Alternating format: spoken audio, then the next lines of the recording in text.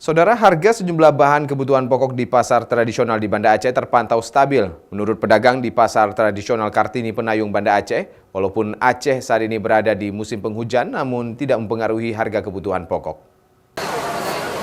Menurut pedagang kebutuhan pokok di pasar tradisional Penayung Banda Aceh, sejumlah kebutuhan pokok tetap stabil dan tidak terpengaruh dengan kondisi musim penghujan yang melanda Aceh selama beberapa pekan terakhir. Walaupun ada kenaikan tidak begitu signifikan, misalnya cabai merah yang sebelumnya hanya Rp25.000, kini menjadi Rp28.000 per kilogramnya.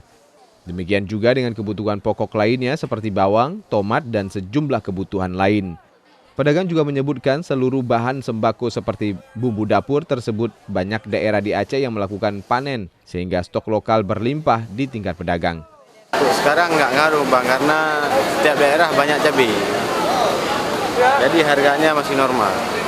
Paling naik 2.000 kayak gitu Bang. Bawang sama cabai merah, yang lain masih normal Bang. Kalau bawang naik dari 20 jadi 28.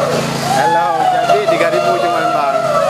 Sejumlah pedagang di pasar Kartini Banda Aceh menyebutkan musim penghujan saat ini juga membuat para petani lokal di Aceh, khususnya para petani cabai, mulai memetik seluruh cabai yang ada di petani.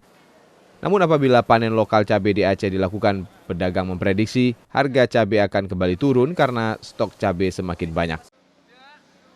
Mustajab, Kompas TV, Banda Aceh.